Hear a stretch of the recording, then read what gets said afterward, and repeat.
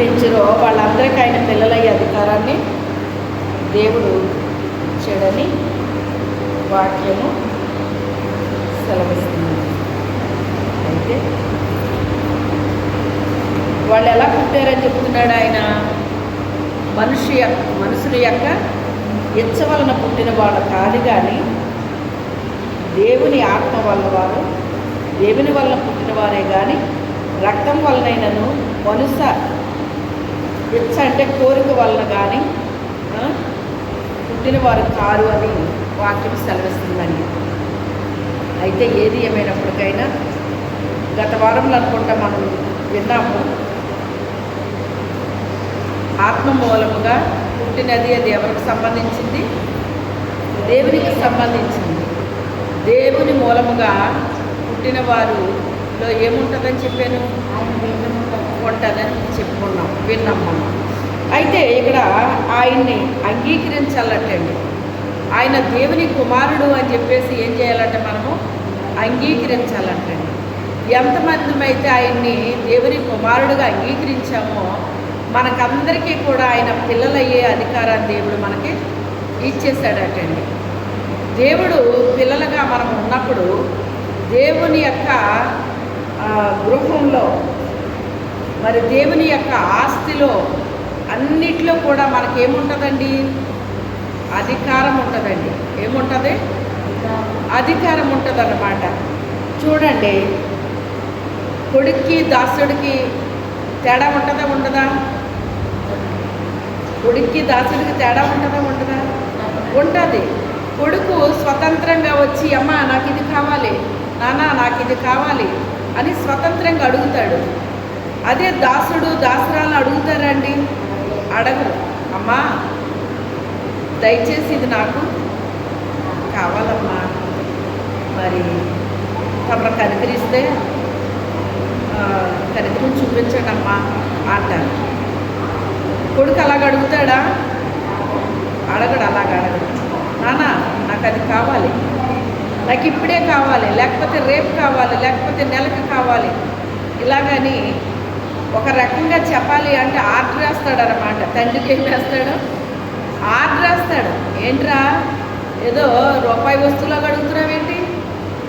ఎంతో తెలుసా నీకు? అది ఒకవేళ మగపిల్లడు అనుకోండి, బైక్ కావాలంటాడు. అది ఈ రోజుల్లో ఎంతలో ఉందండి బైక్ అంటేని? తక్కువలోని ఉందంట, లక్షల్లో ఉందటండి. ఇప్పుడు నాకే ఆశ్చర్యం వేస్తుంది అనమాట. ఏంటి అన్ని లక్షలు అని ఆశ్చర్యం అనిపించింది. ఏంటి అలా ఆశ్చర్యపోతున్నామేంటి? ఇంకా లక్షల్లో ఉంటాయి అంటున్నారు. అది వాళ్ళకి ఎలా ఉంటుందంటే చాలా సింపుల్గా ఉంటుంది అన్నమాట. వాళ్ళకి చాలా సింపుల్గా ఉంటుంది. తండ్రి అంటాడు, ఎరా ఏదో 10 రూపాయల వస్తువులాగా 1000 రూపాయల వస్తువులాగా అడుగుతున్నావేంటి? అది ఎంత ఖరీదు? ఇప్పుడు అవసరమా నీకు అది అని. ఒకవేళ తండ్రికి బిడ్డ మీద ప్రేమ ఉన్నప్పటికైనా ఏం చేస్తాడు అంటే ఆ కొడుక్కి ఏ టైంలో ఏది ఇవ్వాలో ఆయనకి తెలుసు. ఆ కొడుక్కి ఏ టైంలో ఏది ఇవ్వాలో ఆ టైంలో ఇస్తాడు. కొడుకంటే ప్రేమ ఉండొచ్చు, కానీ వయసుకి మించింది అడిగితే ఇవ్వడు తండ్రి. అడగరాని అడిగితే ఇవ్వడు తండ్రి. తెలిసి తెలియని పిల్లలు నానా నేను అది పట్టుకుంటాను అని కరెంటు వైర్ పట్టుకుంటారన్నారనుకోండి, ఇస్తాడండి తండ్రి? ఒకవేళ పేచీ పెట్టారు వాళ్ళు, అప్పుడు తండ్రి ఏం చేస్తాడు? వద్దని చెప్తున్నాను కదా, దాన్ని పట్టుకోకూడదు, పట్టుకుంటే ఏమైపోతారో చచ్చిపోతారు. చెప్తే పిల్లలకి అర్థమవుతుందా? అర్థం అవ్వదు. అర్థమయ్యే వయసు కాదది. అందుకే ఆ పిల్లల్ని అక్కడి నుంచి దూరంగా తీసుకెళ్ళిపోతాడు ఆయన. ఎందుకని అంటే అక్కడ ఉంటే ఆ పిల్లలు ఏం చేస్తారు? ఎప్పుడో ఒకప్పుడు ఆ వైర్ని పట్టుకుంటారు. ఎందుకంటే ఆ వైర్ మీద ఉంది వాళ్ళకి, దాన్ని పట్టుకోవాలని ఆశ ఉంది వాళ్ళకి. అందుకే దాన్ని పట్టుకోవడానికి ట్రై చేస్తారు అని చెప్పేసి ఆ ప్లేస్ నుంచి ఆ పిల్లోడినైనా ఆ పిల్లనైనా ఏం చేస్తారు? ఆయన తీసుకెళ్ళి దూరంగా పెట్టేస్తారన్నమాట. నేను లేని టైంలో ఇది పట్టుకునే అవకాశం ఉంటుంది వీళ్ళు. ఇది పట్టుకుంటే వీళ్ళు చేస్తారనే విషయం వీళ్ళకే తెలియదు. అది దూరం చేస్తాడు తండ్రి. తల్లి కూడా దూరం చేస్తుంది. ఆ బిడ్డ అంటే ఇష్టం ఉండొచ్చు కానీ, ప్రేమ ఉండొచ్చు కానీ, ఆ రీతిగా వాళ్ళు తల్లి కానీ తండ్రి కానీ ఒప్పుకోరండి. అది పట్టుకుంటానంటే వాళ్ళు ఒప్పుకోరు. అలాగే కొన్ని విషయాల్లో తండ్రి బిడ్డల మధ్య కొన్ని సంబంధాలు ఉంటాయండి. తండ్రి బిడ్డల మధ్య కొన్ని సంబంధాలు ఉంటాయి. ఇప్పుడు వీళ్ళు అంగీకరించినందున ఏమయ్యారు? వీళ్ళు పిల్లలైపోయారు. పిల్లలైన వీళ్ళు రోజు ఏం చేస్తారండి? ఆహారం తింటారు. శిశువులు అయితే పాలు తాగుతారు కదా. సంవత్సరం వరకు పాలు తాగుతున్నారండి. ఇప్పుడు పిల్లలు ఎవరన్నా 3వ నెల నుంచే వాళ్ళకి ఏం చేస్తున్నారు? పెట్టేస్తున్నారు. అలాగే 6వ నెలలోనే 7వ నెలలోనే అన్నప్రాసన చేసేస్తున్నారు. ఇప్పుడు ఇంకా స్పీడ్ అయిపోయారండి. ఇప్పుడు ఏమైపోయింది? స్పీడ్ అయిపోయింది. ఒకప్పుడు 8వ నెల 9వ నెల అన్నప్రాసన చేసేవారు. ఇప్పుడు ఇంకా త్వరగానే పెట్టాల్సి వస్తుందండి పిల్లలకి. వాళ్ళు జీర్ణమైపోతుంది కూడా వాళ్ళకి. అప్పటిలా కాదు ఇప్పుడు పిల్లలు. ఆ రీతిగా పిల్లలకి పెడుతున్నాం. ఎందుకు పెడుతున్నాం వాళ్ళకి? అది తిని త్రాగి వాళ్ళు ఏం చెయ్యాలి? ఎదగాలి. ఎలాగ ఎదగాలి? బలంగా ఎదగాలండి. ఎలాగ ఎదగాలి? బలంగా ఎదగాలి. శిశువులాగే ఉండకూడదు. ఇప్పుడుని పౌలు గారు అంటాడు, మీరు పాలు తాగే శిశువులాగే ఉన్నారు. ఇంకానే మీరు ఈ పాటికి బోధకులు అయిపోవాలి, కానీ మీరు ఎలా ఉన్నారో పాలు త్రాగే ప్రాయంలోనే మీరు కనబడుతున్నారు నాకు అని సంతోషంతో చెప్పాడండి. ఆ మాట ఎలా చెప్పాడు? బాధతో చెప్పాడు.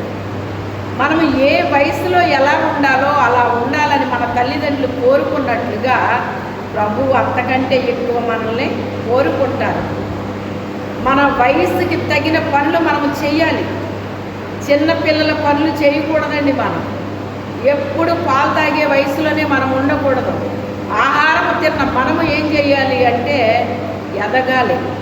ఆధ్యాత్మిక జీవితంలో ఏమైపోవాలి? శరీరానుసారంగా ఎలాగ ఎదుగుతున్నామో తమ బిడ్డలు ఎవరైతే ఎదగకుండా ఎదుగుదల ఆగిపోయిందో ఆ తల్లిదండ్రులు ఏంటి, ఈ పిల్లల తోటి వారందరూ కూడా చక్కగా ఎదుగుతుంటే ఈ పిల్ల ఎదగట్లేదేంటి, పిల్లోడు ఎదగట్లేదేంటి అని వాళ్ళు ఏం చేస్తారంటే డాక్టర్ని సంప్రదిస్తారు. ఏంటి ఈ అమ్మాయిలో ఉన్న లోపము, ఈ అబ్బాయిలో ఉన్న లోపము, ఈ పిల్లలతో ఉన్న వయసు వాళ్ళు ఇలా ఉన్నారు, మరి మా బిడ్డలు ఎందుకు ఇలా ఉన్నారు అని వైద్యుడిని సంప్రదిస్తారు. అప్పుడు ఈ లోపం ఈ బిడ్డలో ఉంది, అందుకే వీళ్ళు ఎదగట్లేదు అని చెప్తారు వాళ్ళు. అని చెప్పి ఆయన ఏం చేస్తాడంటే మందులు ఇస్తాడు. ఆయన ఈ మందులు వాడండి అని మందులు ఇస్తాడు ఆయన. అలాగే మన దేవుడు కూడా మనం ఆధ్యాత్మికంగా ఎదుగుదల మనలో లేకపోతే గల కారణం ఏంటి, వీళ్ళు ఎందుకు ఎదగట్లేదు, ఏమి లోపం ఉంది వీళ్ళలోని అని చెప్పేసి ఆయన కూడా మన లోపాలను ఏం చేస్తాడు? ఆయన సరి చేస్తాడండి. సంబంధించిన డాక్టరే వైద్యం చేసినప్పుడు పరమ డాక్టర్ మనకు వైద్యం చేయడా? తప్పకుండా చేస్తాడు. మనలో ఉన్న లోపాలేంటో కనుగొంటాడు ఆయన. ఆ లోపాలని సరి చేస్తాడన్నమాట. మనము ఏ వయసుకి తగిన రీతిగా ఆ రీతిగా మనం ఎదగాలండి. ఆ చిన్ని బిడ్డ ఎదగాలి. చూడండి, మొదట ఆ పిల్లోడు అటు ఇటు తిరగాలి. ఏం చెయ్యాలి? అలా వెళ్ళకిలా పడుకున్నవాడు ఏం చెయ్యాలి? ఆ పక్కకి ఈ పక్కకి తిరగాలి. తిరిగినోడు ఏం చేస్తాడు? బోర్లా పడతాడు. బోర్లా పడ్డవాడు ఏం చేస్తాడు? మోకాళ్ళ మీద లేస్తాడు. తర్వాత ఏం చేస్తాడు? పాకడానికి ప్రయత్నం చేస్తాడు. ఇదంతా ఒక ప్రాసెస్ అండి. చిన్న బిడ్డలకి ఏంటి? ఇదంతా ఒక ప్రాసెస్. ఇది ఒకదాని వెనకాల ఒకటిది జరగాలి. ఆ పాకిన తర్వాత వాళ్ళు కూర్చుంటారు, పాకుతారు, ఆ తర్వాత నిలబడతారు. నిలబడడానికి ప్రయత్నం చేస్తారు. ఏదో ఒకటి సపోర్ట్గా చేసుకుని వాళ్ళు ఏం చేస్తారు? గోడలు పట్టుకుని, చైర్స్ పట్టుకుని, టేబుల్స్ పట్టుకుని ఏం చేస్తారంటే నిలబడడానికి ప్రయత్నం చేస్తారు. నిలబడిన వాళ్ళు నడవడానికి ప్రయత్నం చేస్తారు. నడవడానికి ప్రయత్నం చేసిన పడిపోతూ ఉంటారు, లేస్తూ ఉంటారు, పడిపోతూ ఉంటారు, లేస్తూ ఉంటారు. కానీ వాళ్ళు ప్రయత్నం ఆపరు. పిల్లలు ఆపరు, వాళ్ళు లేస్తూనే ఉంటారు, పడిపోతూనే ఉంటారు. చివరికి నడక నేర్చుకుంటారు. దీనులను ఆయన నడిపించును అని వాక్యం చెప్తుంది. దీన మనస్సు మనలో ఉంటేనంట మనల్ని ఏం చేస్తాడట? మనల్ని నడిపిస్తాడు. నడిపించడం అంటే ఎలా నడిపిస్తాడు? మన చెయ్యి పట్టుకుని నడిపిస్తాడు ఆయన మనల్ని. మన చెయ్యి పట్టుకుని నడిపిస్తాడు ఆయన, నడక నేర్పిస్తాడు ఆయన. ఏదో పాట ఉంది కదా, నడిపించుచున్నాడు నజరేయుడు అని చక్కని పాట రాశారండి. ఆయన మనకి నడక నేర్పిస్తాడండి. అంటే ఆయన మన చెయ్యి పట్టుకున్నప్పుడు మనం పడిపోతామా? పడిపోము. ఆ నడక నేర్పించిన తర్వాత మనము పడిపోకుండా అలాగా నిలబడతాడు పిల్లోడు. ఊగుతాడు. పడిపోతానేమో అన్న భయంతో ఏమవుతాడు వాడు? అటు ఇటు ఊగుతాడు. కానీ నిలబడ్డానికి వాడు ఏం చేస్తాడు? ప్రయత్నం చేస్తాడు. ఆ రీతిగా నడక నేర్చుకుంటాడు, నడుస్తాడు. నడిచిన తర్వాత పరుగు పెడతాడు. నడకతో ఆపుతాడా? ఆపడు, పరుగు పెడతాడు. ఒకదాని తర్వాత ఒకటి చేస్తూ ఉంటాడండి. అలాగా వాడు ఆధ్యాత్మికంగా ఏమవుతున్నాడు? వాడు ఎదుగుతున్నాడు అన్నమాట అండి. వాడి బాడీలో జరగాల్సిన క్రియ అంతా కూడా ఏంటి? జరుగుతూ ఉంది. ఏ ప్రయత్నం ఆ పిల్లోడు చేయట్లేదు అంటే వాడిలో ఏదో లోపము ఉన్నదని అర్థం అన్నమాట. ప్రయత్నము చెయ్యాలి. ఆరోగ్యం కలిగిన బిడ్డ ఏదో ఒక ప్రయత్నం చేస్తారు, కానీ ఏ ప్రయత్నం చేయకుండా వాళ్ళు అలాగ కూర్చుని ఉండిపోరు, అలా నిలబడిపోయి ఉండిపోరు. ప్రయత్నం చేస్తూ ఉంటారండి. పరుగులు పెడతా ఉంటారు, ఏదోడు చేస్తూ ఉంటారు, పరుగు పెట్టి పడిపోతారు, దెబ్బలు తగులుతాయి. అయినా వాళ్ళు రాజీ పడరు, పరుగులు పెడతారు. ఎందుకని?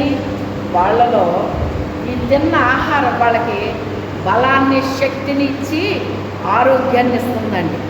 వాళ్ళు తిన్న ఆహారం ఏమిస్తుంది? వాళ్ళకి ఆరోగ్యాన్ని ఇస్తుంది, బలాన్ని ఇస్తుంది, శక్తిని ఇస్తుంది.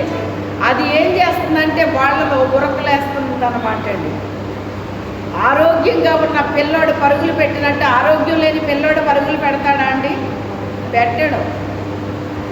మా చిన్నప్పుడు మాకు 2వ క్లాస్ అనుకుంటానండి అప్పట్లోని, అందులో ఆరోగ్యం కలిగిన బిడ్డ, ఆరోగ్యం లేని బిడ్డ అని 2 చిత్రాలు గీశారన్నమాట, ఫొటోస్ వేశారు అందులోని. ఈ ఆరోగ్యం కలిగిన బిడ్డ చక్కగా ఉన్నాడో, ఈ ఆరోగ్యం లేని బిడ్డ బలహీనంగా ఎండిపోయినట్టుగా, ఎముకలు కనపడుతున్నట్టుగా వేశారన్నమాట. అప్పుడు దాని కింద ఏమని రాశారు అంటే, వీడు ఆరోగ్యం కలిగి ఉన్నాడో పోషకాహారం అంతా వీడికి అందుతుంది, వీడికి అందటం లేదు, వీడికి పోషకాహార లోపం ఉంది కనుక వీడిలాగా బలహీనమైపోయాడు అని చెప్పేసి ఆ ఫోటో వేసి అక్కడ గుర్తించారన్నమాట. దాని గురించి ఎక్స్ప్లెయిన్ చేశారన్నమాట. ఆ రీతిగా మరి చదువుకునేటప్పుడు మాకు ఆ రీతిగా చూపించారు. ఏది ఏమైనప్పటికైనా ఈ యొక్క వాక్యం అనే ఆహారం మనకి బలాన్ని ఇస్తుందా? బలహీనతనిస్తుందా? బలాన్ని ఇస్తుంది. ఇది ఏం చేయాలి? మనము ప్రతిరోజుని తినాలి. తిన్నది మనకేమవ్వాలి? జీర్ణం అవ్వాలి. వాక్యం చదువుతాం, వాక్యం వింటాం, కానీ వాక్యాన్ని ఏం చేయట్లేదు, చాలామంది ధ్యానించట్లేదు. ధ్యానించని కారణాన్ని బట్టి వాళ్ళకి జీర్ణం అవ్వట్లేదు. జీర్ణం అవ్వని వాక్యం ఆ మనిషికి ఆరోగ్యం వస్తుందా? అనారోగ్యం వస్తుందా? దాన్నే ఫుడ్ పాయిజన్ అంటాం. తిన్నారు కానీ అది అరగలేదు. అప్పుడు ఏమవుతుంది? ఆ మనిషికి ఏదోడు జరుగుతుంది అన్నమాట. దాన్ని మనం ఏమంటున్నాము?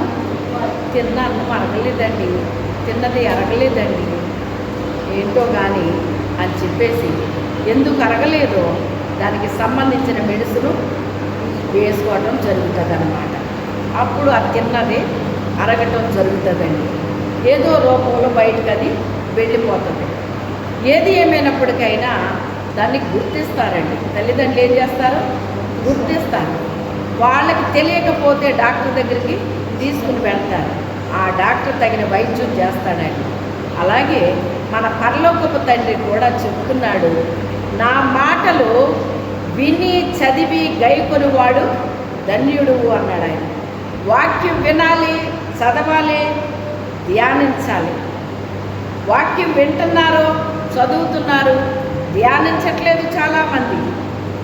ఈ రోజున వాక్యం ఎందుకు మనుషులకు పనిచేయట్లేదు అంటే వాక్యము ధ్యానించని కారణాన్ని బట్టి వాళ్ళకి ఏం చేయట్లేదు, వాక్యం పని చేయట్లేదండి.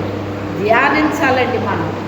ఒక పశువుకి ఒక రైతు లేక పాలేరు గడ్డి పెడతాడు. ఆ గడ్డి పెట్టినప్పుడు అది గబగబా తినేస్తుంది. ఆ గడ్డిని తినేసిన తర్వాత సాఫీగా పడుకొని అది ఏం చేస్తుందటండి? నెమ్మర వేస్తుందండి. అది పశువు అండి. దానికి ఎవరు చెప్పారు? గడ్డి తినేసి చక్కగా పడుకుని నెమర వేయమని ఎవరు చెప్పారు? దానికి ఎవరన్నా చెప్పారా? ఒక్క పశువుకి తెలుస్తుంది ఏం చేయాలో. పశువుల కంటే మనము శ్రేష్ఠులము కాదా? అన్నిటికంటే మనల్ని ఎలా చేశాడు దేవుడు? శ్రేష్టముగా చేశాడు. మనం ఎంతో శ్రేష్ఠులమండి. ఈ భూమిలో ఉన్న ప్రతి ఒక్క జంతువులు, పక్షులు, పురుగుల కంటే మనము ఎంతో శ్రేష్ఠులము. శ్రేష్ఠులము కాదు, ఎంతో శ్రేష్ఠులము మనము. అంత శ్రేష్టముగా మనల్ని తయారు చేశాడు దేవుడు. కానీ పశువునికి జ్ఞానము లేదు అంటారు. వీడండి ఎంత పశువు అండి, వీడు పశువుతో సమానం అండి, వీడికి ఏం తెలియదండి అంటారు. అంటే పశువుకి ఏమి లేదని, జ్ఞానం లేదని. కానీ ఆ పశువుకి ఇప్పుడు జ్ఞానం ఉందా లేదా? దానికి ఎవరు చెప్పారు నెమరు వేయమని? దానికి ఎలా తెలిసింది? చూసారా? ఎవరన్నా చెప్పారా? దానికి గబగబా తినేసి పడుకుని నెమరు వేసుకొని ఎవరన్నా చెప్పారా? దానికి ఎలా తెలిసింది? కానీ మనిషికి దేవుడు ఏం చేస్తున్నాడండి? ఎంతో బోధిస్తున్నాడు. ప్రతి దినము కూడా దేవుడు ఏం చేస్తున్నాడు? మనకి పగటికి పగల బోధ చేస్తుందంట, రాత్రికి రాత్రి జ్ఞానము తెలుపుచున్నది అంటున్నాడు ఆయన. కానీ మనకేం రావట్లేదంట? జ్ఞానం రావట్లేదంటండి. వాటికి ఉన్న జ్ఞానం మనకు లేదంట. అందుకే మనం ఏం చేస్తున్నామంటే వింటున్నాము, చదువుతున్నాం, కానీ ఏం చేయట్లేదు? మనం వాక్యాన్ని ధ్యానించట్లేదు. ధ్యానించని కారణాన్ని బట్టి వాక్యం మనలో పనిచేయట్లేదు. వాక్యం మనలో పనిచేయట్లేదు. వాక్యం పనిచేయకపోతే ఏం జరుగుద్ది? బలము రాదు, బలహీనత వస్తుంది. ఏమొస్తుంది? బలము రావాల్సిన మనకే బలహీనత వస్తుంది. ఆరోగ్యం రావాల్సిన మనకే అనారోగ్యాలు వస్తాయి. భూ సంబంధించిన అనారోగ్యాలు వస్తే దానికి మెడిసిన్ ఉంది. ఆత్మీయ అనారోగ్యం వస్తే దేవుడే మనకు పరమ డాక్టర్. దేవుడే మనకి పరమ డాక్టర్. ఆ వైద్యం అంతా ఇందులోనే ఉంది. ఏం చెయ్యాలి మనం అనేటువంటిది ఇందులో మనకి ఉన్నదండి. చూడండి, బాల్య దశ నుంచి కూడా పరిశుద్ధాత్మ దేవుడే నన్ను నడిపించాడని మీకు చాలాసార్లు చెప్తానండి. అయితే ఎలా నడిపించాడు నన్ను అంటే, వాక్యం అంటే చాలా ఇష్టపడేదాన్ని, దేవుడంటే ఇష్టపడేదాన్ని, మందిరం అంటే ఇష్టపడేదాన్ని, తర్వాత పాటలంటే ఇష్టం, వాక్యం అంటే ఇష్టం, అన్నీ ఇష్టపడేదాన్ని. శ్రద్ధగా వాక్యాన్ని వినేదాన్ని, విన్న వాక్యాన్ని నెమరు వేసుకునేదాన్ని. నాకెవరు చెప్పారు నెమరు వేసుకోమని? ఏ పాస్టర్ గారు చెప్పలేదు నాకు, ఏ పెద్దోళ్ళు నాకు చెప్పలేదు. వాళ్ళే చేయరా పని, నాకేం చెప్తారు? అది ఎవ్వరూ చెప్పలేదు నాకు ఇలాగ. మరి నేను నెమరు వేసుకోవాలని, వాక్యం ధ్యానించాలని నాకు ఎలా తెలిసింది? పరిశుద్ధాత్మ దేవుడు నాకు నేర్పించాడు. వాక్యము ధ్యానించాలని నేర్పించాడు. ఆ వాక్యము ధ్యానించేదాన్నండి. ఎప్పటి వరకు అంటే మరలా తిరిగి వాక్యం వినేంత వరకు ఆ వాక్యాన్ని ధ్యానించుకునేదాన్ని మనసులో. అది ధ్యానించినప్పుడు అనేకమైన ప్రశ్నలు నాకు వస్తూ ఉండేవి. ప్రభువా ఇది ఇలా ఎందుకు జరిగింది, అది అలా ఎందుకు జరిగింది, ఇది ఇలాగెందుకు జరగలేదు, అది అలాగెందుకు జరగలేదు, ఎన్నో ప్రశ్నలు నాకు వచ్చేవండి. కానీ ఎవరిని అడగాలో తెలియదు. పాస్టర్ గారిని అడగాలంటే భయం. ఇప్పుడులాగా పాస్టర్ అంటే ఇప్పుడు పిల్లలకు అసలు భయమే లేదండి. భయం అంటే గౌరవం లేదు. ముఖ్యంగా భయం ఉండాలి. ఏ భయము? భక్తితో కూడిన భయం ఉండాలండి. అది మా పాస్టర్ గారు అంటే. ఆయన ఏదో తిడతారని ఏదో అంటారని కాదు, భయం, భక్తితో కూడిన భయం ఉండేదన్నమాట ఆయనతో మాట్లాడాలంటే. అందుకని మరి ఎవరిని అడగడం లేదన్నమాట. అలాగే నాకు నేనే ధ్యానించుకునేదాన్ని. చాలా సంవత్సరాలు గతించిపోయిన తర్వాత అప్పుడు పెద్ద పెద్ద మీటింగ్స్ జరుగుతుంటే ఇప్పుడున్నంత విరివిగా అప్పుడు మాకు వాక్యం లేదు. ఈ ఆదివారం వాక్యం విన్నామంటే నెక్స్ట్ ఆదివారం వచ్చేంత వరకు వాక్యం ఉండేది కాదు మాకు. ఈ వారం రోజులు వాక్యాన్ని ధ్యానించేదాన్ని. ఆదివారం మొదలుకొని మరలా ఆదివారం వాక్యం వినేంత వరకు అదే వాక్యాన్ని ధ్యానించేదాన్ని. అంటే ఏం చేసేదాన్ని? నెమ్మరు వేసుకునేదాన్ని. అందుకే ఆ వాక్యం నాలో ఏమైపోయింది? జీర్ణమైపోయింది. అప్పుడు పెద్ద పెద్ద సేవకులు వచ్చేవారు మీటింగ్స్ జరిగినప్పుడు. అలాంటి సేవకులు నేను ఎదిగిపోయాక పెద్దదాన్ని అయ్యాక అప్పుడు చెప్పారు వాళ్ళ వాక్యం వినడమే కాదు, చదవడమే కాదు, ధ్యానించాలి అని చెప్పారు. అప్పుడు నాకు ఆశ్చర్యం అనిపించింది. ఇప్పుడు చెప్పారు వీళ్ళు, కానీ చిన్న వయసు నుంచి నేను వాక్యం ధ్యానిస్తున్నాను కదా. ప్రభువా ధ్యానించాలని మీరే నాకు నేర్పించారా? నాకు తెలియదు కదా వాక్యం ధ్యానించాలని, నాకెవరో చెప్పలేదు కదా, మరి నేను ఎలా ధ్యానించాను? మీరే నాకు దాన్ని ధ్యానించాలని నేర్పించారు ప్రభువా అని దేవునికి కృతజ్ఞతాస్తుతులు చెల్లించుకున్నాను. పరిశుద్ధాత్మ దేవుడు దీన మనస్సు అనేటువంటిది మనము కలిగి ఉంటేనంట, నేర్చుకునే స్వభావం ఉంటేనంట, దేవుడు మనకేం చేస్తాడు? నేర్పిస్తాడు. ఎలా కూర్చోవాలో నేర్పిస్తాడు, ఎలా నిలబడాలో నేర్పిస్తాడు, ఎలాగ మాట్లాడాలో నేర్పిస్తాడు, ఏం చెయ్యాలో నేర్పిస్తాడు, ఏం చేయకూడదో నేర్పిస్తాడు, ఎక్కడికి వెళ్ళాలో నేర్పిస్తాడు, ఎక్కడికి వెళ్ళకూడదో నేర్పిస్తాడు. ప్రతి దాన్ని నేర్పిస్తాడు పరిశుద్ధాత్మ దేవుడు. అందుకే మనం ఎవరికి లోబడాలి? పరిశుద్ధాత్మ తండ్రికి మనము లోబడాలి, విధేయత చూపించాలి, మన ఆత్మలు ఆయనకి అప్పగించాలండి. మన ఆత్మలు ఆయనకి అప్పగించాలి. పరిశుద్ధాత్మదేవా నాకు సహాయం చెయ్యని ఆయన్ని మనము ఎప్పుడైతే మన జీవితంలోకి ఆయన మనము ఆహ్వానించుకున్నామో అప్పుడే మనతో ఆయన స్నేహం ప్రారంభిస్తాడు. తల్లి బిడ్డతో మాట్లాడినప్పుడు ఆ చిన్ని పిల్ల ఏమన్నా మాట్లాడుతుందండి తల్లితోని? చెప్పండి, మాట్లాడుతుందండి? కానీ తల్లికి బిడ్డ భాష అర్థమవుతుందా లేదా? తల్లి భాష బిడ్డకి అర్థమవుతుంది, బిడ్డ భాష తల్లికి అర్థమవుతుంది. ఏమ్మా కూర్చుంటావా? కూర్చో అంటది తల్లి.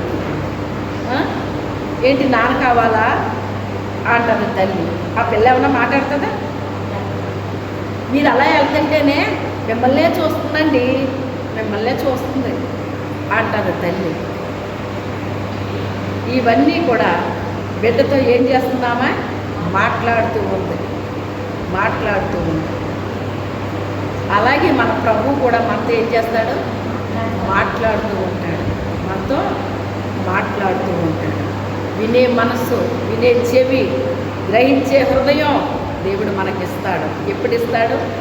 ఆయన యందు మనము భయము భక్తి కలిగి ఆయన త్రోవల్లో నడవడానికి మనం ఇష్టపడితే కనుక వినగలిగే చెవి, గ్రహించే హృదయాన్ని దేవుడు మనకి ఇస్తాడు. అప్పుడు మనం ఏం చేస్తాము?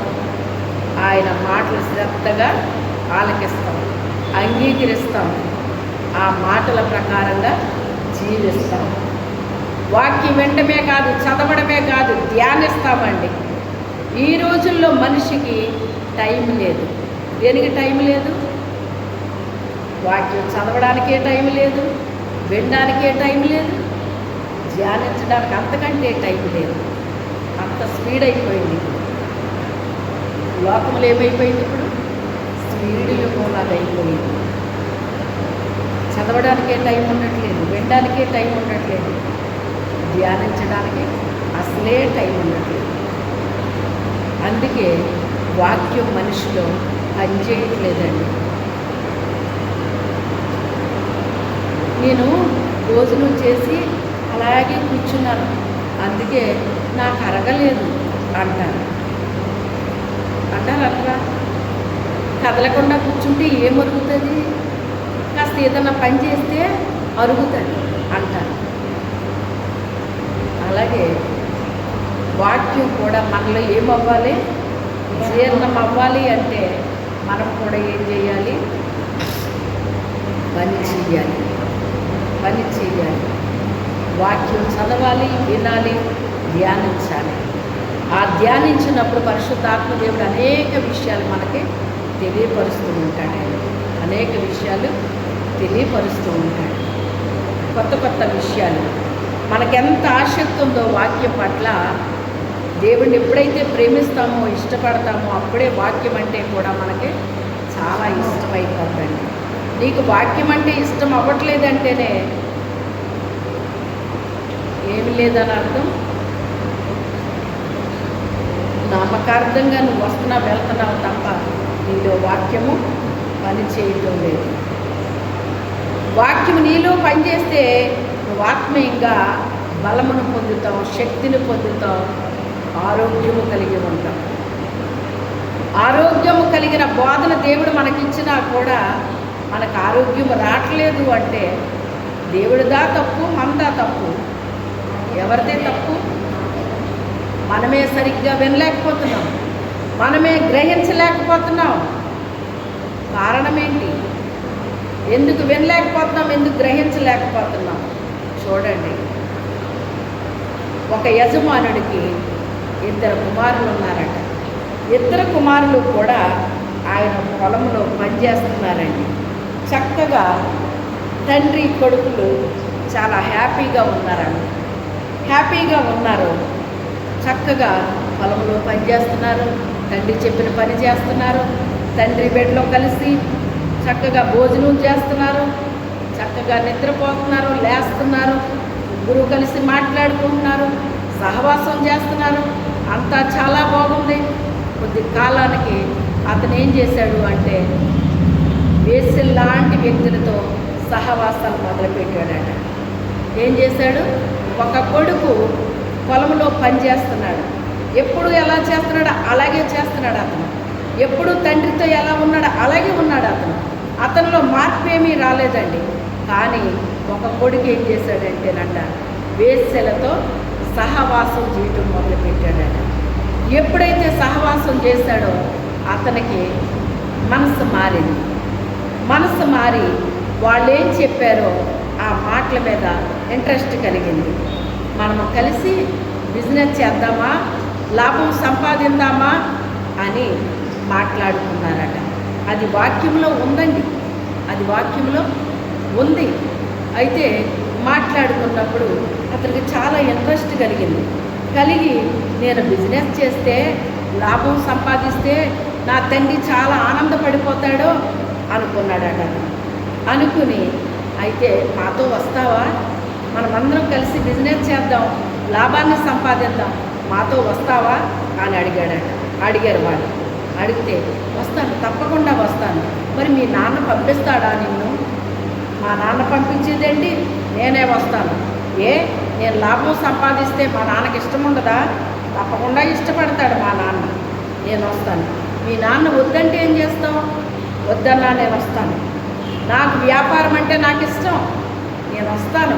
ఆయనకి ఇష్టమున్నా లేకపోయినా నేను వస్తాను అని తన ఆ యొక్క వేశ్య లాంటి వ్యక్తులతో అతను బలమైన తీర్మానం చేసి ఒక రోజుని తండ్రిని అడిగాడట, నాన్న నాకు రావాల్సిన ఆస్తిని నాకు ఇచ్చేసేయి, నేనే దూరదేశం వెళ్ళి వ్యాపారం చెయ్యాలనుకుంటున్నాను అన్నాడు.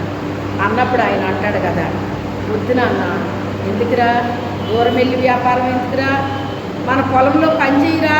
మన పొలంలో చాలామంది దాసులు పనిచేస్తున్నారు కదా, పనివారు పనిచేస్తున్నారు కదా, వాళ్ళతో పని చేపించమ్మా. ఎందుకు నువ్వు ఎక్కడికి పోయి వెళ్తానంటావు? ఎందుకు? ఎక్కడికి వెళ్ళొద్దు అన్నాడు తండ్రి. అంటే ఇక ఇద్దరికి భేదాభిప్రాయాలు వచ్చేసినాయి. తండ్రికి ఏం జరగబోతుందో తెలుసు, కొడుకు ఏం జరగబోతుందో తెలియదు. అవునా కాదా? మనకి తెలిసినట్టు మన పిల్లలకు తెలుస్తుందా? తెలియదు. ఆకర్షణకి గురవుతారు. ఆకర్షణ సాతానుడు కలుగు చేస్తాడు. ఆకర్షణ ఎవరు కలుగు చేస్తారు? సాతానుడు కలుగు చేస్తాడండి. చూడండి, ఆ ఫలాన్ని ప్రతిరోజు చూశారు కానీ వాళ్ళు ఆకర్షింపబడ్డారా? పడలేదు. కానీ ఒక దినాన్ని ఆ సర్పము ఆ చెట్టు మీదకి ఎప్పుడైతే ప్రవేశించిందో ఆ ఫలాన్ని తినాలనే ఆశ పుట్టించాడు సాతానుడు. అది రమ్యముగా, చూడడానికి రమ్యముగా కనిపించింది. అంత క్రితం ఎప్పుడు కనిపించలేదు.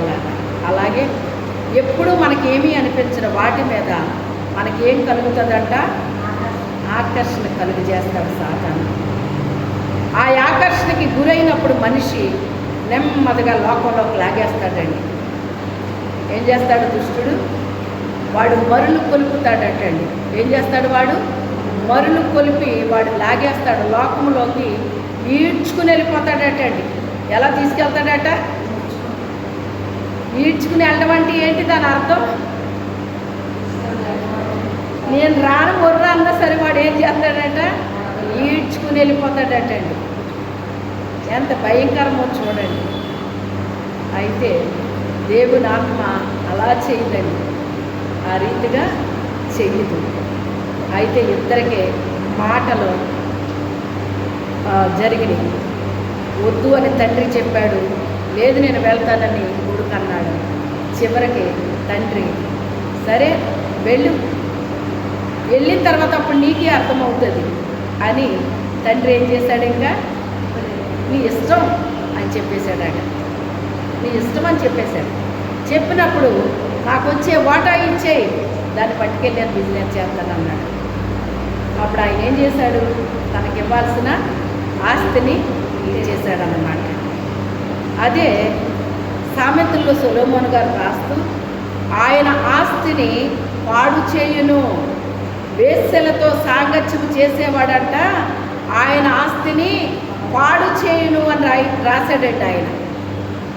వేశ్యలతో సాంగత్యం చేయువానికి రొట్టె తనకు మాత్రమే మిగులుతుంది అని రాశాడంట. చూసారా? ఆయన దేవుడిచ్చిన జ్ఞానముతో రాశాడండి. అవన్నీ కూడా సామెతలు అనేటువంటివి. అవి అక్షరాల నెరవేర్చబడి అని నెరవేర్చబడుతున్నాయి కూడా. ఎప్పటికీ జరుగుతుందండి అది. అప్పుడు జరగడమే కాదు, ఎప్పటికే జరుగుతుంది. అయితే ఆయన ఆస్తిని, నా ఆస్తి నాకు ఇచ్చేయి అన్నాడు. ఇచ్చేశాడు ఆయన. ఆ ఆస్తి అంతా సమకూర్చుకున్నాడట. దూర దేశానికి వెళ్ళిపోయారు వీళ్ళందరూ కలిసి. వెళ్ళిపోయినప్పుడు వాళ్ళు ఏం చెప్తే అది చేసేస్తున్నాడు ఈ అబ్బాయి. వాళ్ళు ఏం చెప్తే అదే చేస్తున్నాడు. అది ఏంటి అన్నది అబ్బాయికి తెలియట్లేదు. బిజినెస్ ఎలా చేయాలో అతనికి తెలియదు. కానీ వాళ్ళు ఏం చెప్తే అదే పని చేస్తున్నాడు. మొత్తం అంతా లాసే తప్ప ఏమి రాలేదు, లాభం రాలేదు. అందుకే అంటాడు ఇక్కడ సామెతలో, పరమగీతాలు అంటాడు కదా, ఆమె అనుభవము చేత వ్యాపార లాభము తెలుసుకుంటుంది అని అక్కడ రాశాడండి. అంటే వ్యాపారంలో ఇలాగ చేయగానే అలా లాభాలు వస్తాయండి ఎవరికన్నానే? రావు.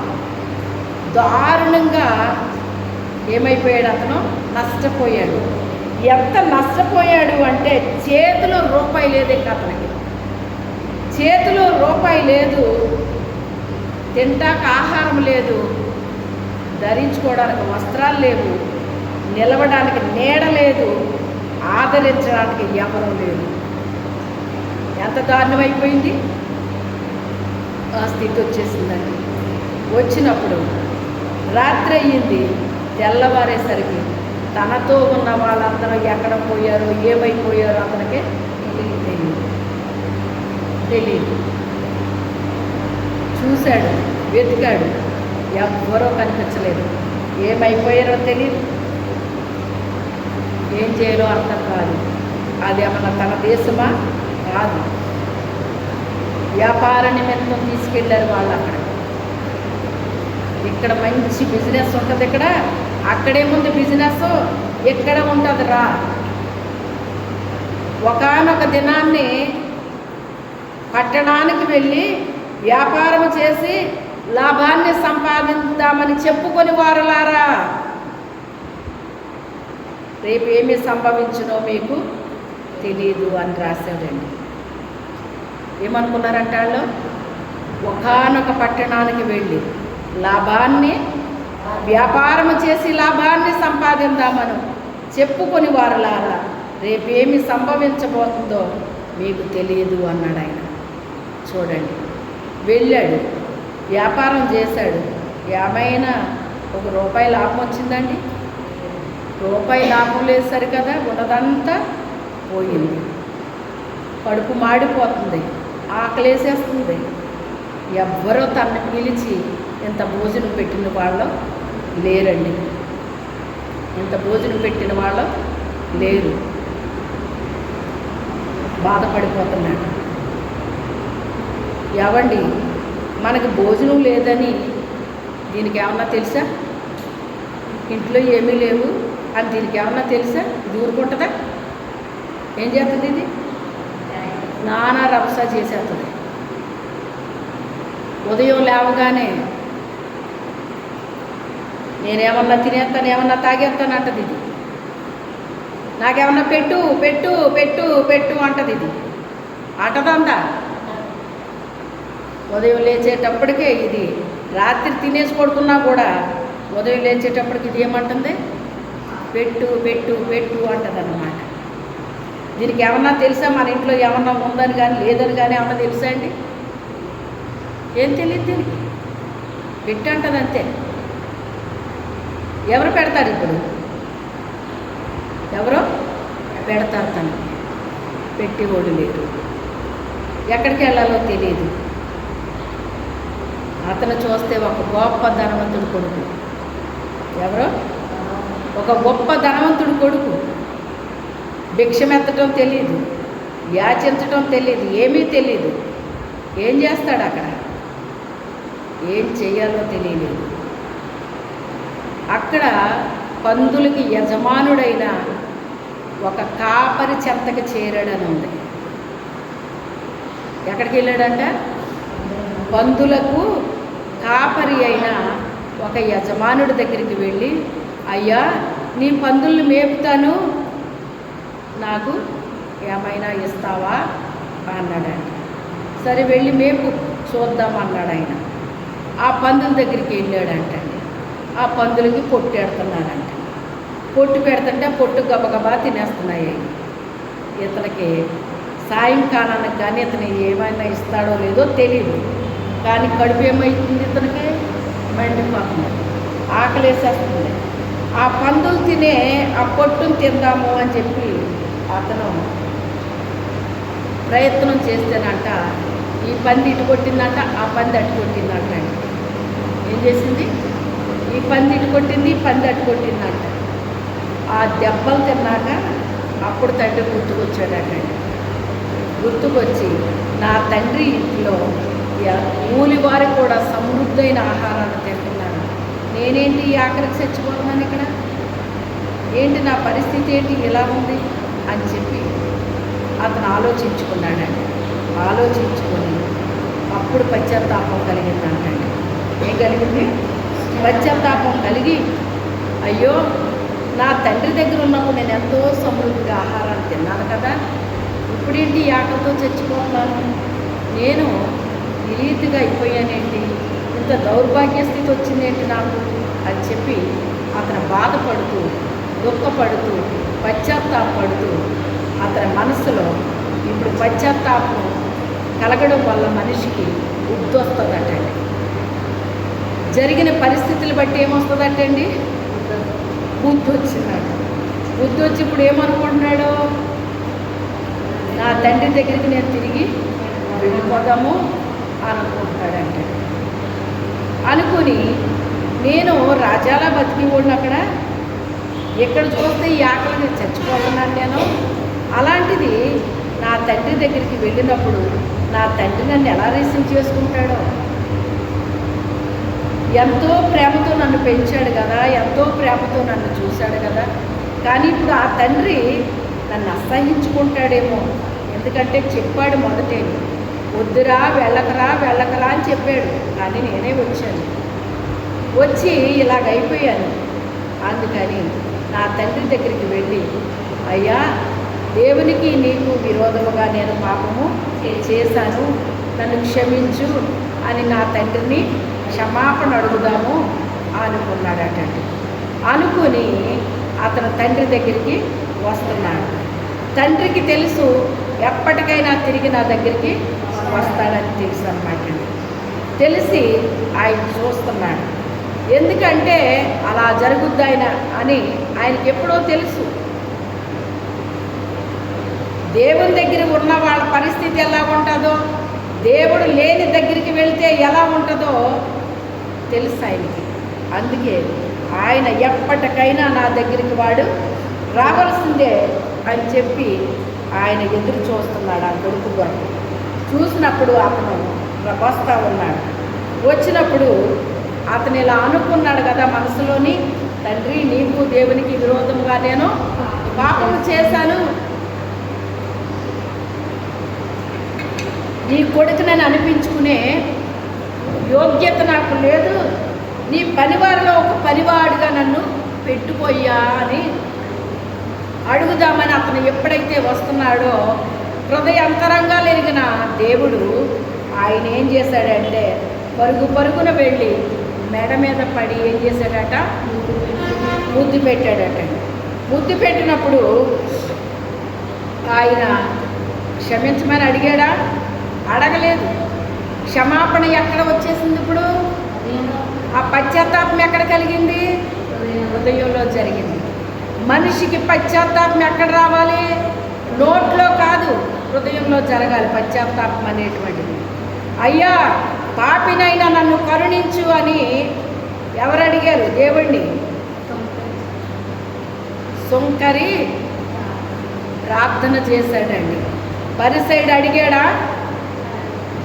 అయ్యా నీకు దశమ భాగాలు ఇస్తున్నాను, నేను వారానికి 2 సార్లు ఉపవాసం ఉంటున్నాను, నేను నీ మందిరంలో నేను అలా చేస్తున్నాను ఇలా చేస్తున్నాను, నేను ఎంతో చేస్తున్నాను, ముఖ్యంగా ఈ సుంకరిలాగా కాదు నేను అని చూపించాడటండి. అతను చూపించినప్పుడు ఈ సుంకరి అంటున్నాడు కదా, గుండెలు బాదుకుంటూ, పాపినైనా నన్ను కరుణించయ్యా. ఏమంటున్నాడు ఆయన? నీ తట్టు కన్నులు ఎత్తడానికి కూడా నేను సరిపోను, పాపినైనా నన్ను కరుణించయ్యా అని గుండెలు బాదుకుంటున్నాడటండి. ఇందులో ఎవరు నీతిమంతులుగా తీర్చబడ్డారో? సుంకరి నీతిమంతుడిగా తీర్చబడ్డాడండి. పశ్చాత్తాపం అనేటువంటిది హృదయంలో కలగాలి, నోట్లో కాదండి కలగాల్సింది. ఎందుకంటే హృదయాన్ని ఇచ్చిన దేవుడు హృదయంలో నివాసం ఉండడానికి ఇచ్చాడు ఆయన మనకు హృదయాన్ని. ఆ హృదయంలో ఆయన నివాసం చేయాలనుకుని ఇచ్చాడు మనకు హృదయాన్ని. అందుకే ఆ హృదయం పాడవకూడదు. అది ఆ హృదయం పాడవకూడదు. దేవుడు ఉండాలి ఆ హృదయంలోని. దెయ్యాలు ఉండకూడదు, దెయ్యపు ఆలోచనలు ఉండకూడదు, తలంపులు ఉండకూడదు, అవేమీ ఉండకూడదండి హృదయంలో. ఆ హృదయంలోకి యేసుక్రీస్తు మాత్రమే అర్హుడండి అందులో ఉండడానికి. ఆయన కోసం మాత్రమే అది నిర్మాణము జరిగిందండి. మనము గృహాలు నిర్మించుకుంటాం. ఎందుకండి గృహాన్ని నిర్మించారు అంటే, ఇదండి మాకని నిర్మించుకున్నామండి అంటారు. ఎందుకండి గృహాన్ని నిర్మించారు? ఇది మా పిల్లలకని నిర్మించామండి అంటారు. ఎందుకండి గృహాన్ని నిర్మించారు అంటే, ఇది మా పని వాళ్ళకని నిర్మించామండి అంటారు. సహజంగా పెద్ద పెద్ద అపార్ట్మెంట్లు కడతా ఉంటారు. అక్కడ మొదటగా ఒక చిన్ని గది వేస్తారండి అక్కడ దాని ముందు. అది ఎవరికి నిర్మాణం చేశారు? అది ఆ అపార్ట్మెంట్ దగ్గర కాపలా ఉండే వాళ్ళకి వేశారు. అది అర్థమైందా? అంటే ఇప్పుడు మనకు హృదయాన్ని ఎందుకు ఇచ్చాడు ఆయన? మన హృదయంలో ఆయన నివాసము చేయాలని, మనకి ఆయన తండ్రిగా ఉండాలని, మనం ఆయనకి బిడ్డలుగా ఉండాలని, ఆయనతో మనతో ఆయనకి మంచి రిలేషన్ ఉండాలని ఆ హృదయం అనేటువంటిది ఇచ్చాడు దేవుడు మనకి. ఆ హృదయాన్ని పాడు చేసి ఆ హృదయంలోకి సాతానుడు ప్రవేశించాలని చెప్పి ఏం చేస్తాడంటే ఆ హృదయంలో చొరబడ్డానికి చూస్తాడనమాట అండి. ఏ అవకాశం నాకు దొరుకుతుందా, ఏ రీతిగా నేను ప్రవేశించాలా అని వాడు అవకాశం కోసం ఎదురు చూస్తూ ఉంటాడు. అయితే మనము బుద్ధి కలిగిన వారమైతే సాతానుడికి మనం అవకాశం ఇవ్వం, కానీ బుద్ధి లేని వారమైతే సాతానికి మనం అవకాశం ఇస్తామండి. ఇప్పుడు ఆ తప్పిపోయిన కుమారుడు ఎవరికి అవకాశం ఇచ్చాడు? సాతానుడికి అవకాశం ఇచ్చాడు. లాస్ట్ని మాట్లాడేటప్పుడు ఏమంటాడంటే, వేశ్యలతో తినివేసిన ఈ నీ కుమారుడు అంటున్నాడండి పెద్ద కొడుకు. చూడండి, ఆ కొడుకుని చేర్చుకున్నాడు. వీడిని తీసుకెళ్ళి వీనికి ప్రశస్త వస్త్రము తొడిగించి, వీని పాదాలకి చెప్పులు తొడిగించి, వీడి చేతికి ఉంగరం పెట్టండి అని ఎవరికి అప్పచెప్పాడు? ఆయన దగ్గరున్న దాసులకు అప్పచెప్పాడండి. ఎవరినే? కొడుకుని. చూడండి, కొడుకు ఎవరి మీద పెత్తనం చేయాలి? దాసుల మీద చెయ్యాలి. కానీ ఇప్పుడు ఎవరిని సిద్ధపరుస్తున్నారు? దాసులు కొడుకుని సిద్ధపరుస్తున్నారండి. ఏది ఏమైనప్పటికైనా ఆ దాసులకు అప్పగించాడు ఆయన. ఏది ఏమైనప్పటికైనా చచ్చిపోయినోడు నా కొడుకు ఏమయ్యాడు? తిరిగి బ్రతికాడు. తప్పిపోయాడు అనుకున్నవాడు తిరిగి వచ్చాడు. అప్పుడు బుద్ధి లేకుండా అయిపోయాడు, ఇప్పుడు బుద్ధి వచ్చి తిరిగి వచ్చాడు వీడు అని లోపల సంతోషిస్తూ ఒక గొప్ప విందు ఆయన చేశాడండి. ఏర్పాటు చేసినప్పుడు చక్కని వాయిద్యాలు వాయించబడుతూ ఉన్నాయి, చక్కని విందు సిద్ధమైపోయింది. అయితే పెద్ద కుమారుడు పొలం నుంచి వచ్చాడండి. వచ్చేటప్పటికి ఎప్పుడూ లేనిది తన ఇంట్లో ఏదో గొప్ప సందడి. ఏంటి సందడి? ఏంటి ఈ వాయిద్యాలేంటి? ఈ సందడి ఏంటి? ఎక్కడైనా పెళ్ళి దగ్గర, ఫంక్షన్ దగ్గర మనం ఇంకా అక్కడికి వెళ్ళకుండానే మనకు ఎలా తెలుస్తుంది? సౌండ్లు ఉంటాయి. ఇంకోటి ఏముంటుంది? మంచి బిర్యానీ వాసనలు వస్తాయి. చికెన్లు, బిర్యానీలు దూరానికి వాసన వచ్చేస్తుంది. మనం బస్సులో వెళ్ళినా, కారులో వెళ్ళినా, ఎక్కడ వెళ్ళినా ఆ స్మెల్ మనకు కొట్టేస్తుంది. ఏంటి ఎంత స్మెల్ వస్తుంది, ఇక్కడ ఏమన్నా ఫంక్షనా అనుకుంటాం మనం. ఆ స్మెల్లకి, అక్కడ వేసిన సామ్యానాలకి, అక్కడ ఉన్న ప్రజలకి, ఆ హడావుడికి చూసి మనం ఏమనుకుంటున్నాం? అలా అని చెప్పి మనం అనుకుంటున్నామండి. అనుకున్నప్పుడు అయితే ఇక్కడ పెద్ద కుమారుడు వచ్చాడు. ఇవన్నీ చూసేటప్పటికి ఆ దాసులు హడావుడిగా తిరుగుతున్నారు. అక్కడ వర్కర్స్ అందరూ కూడా హడావుడిగా తిరుగుతున్నారు. అప్పుడు ఏం జరుగుతుంది మా ఇంట్లో అన్నాడు పెద్ద కొడుకు వచ్చి. అంటే మీకు తెలీదా నాయన? పెదబాబు గారు మీకు తెలీదా? మీ తమ్ముడు గారు తిరిగి వచ్చారు, అందుకే మీ నాన్నగారు సంతోషముతో ఈ విందు ఏర్పాటు చేశారు, మీకు తెలీదా అన్నారు. అవునా? వేశ్యలతో తినేసినోడికి మా నాన్న విందు ఏర్పాటు చేశాడా?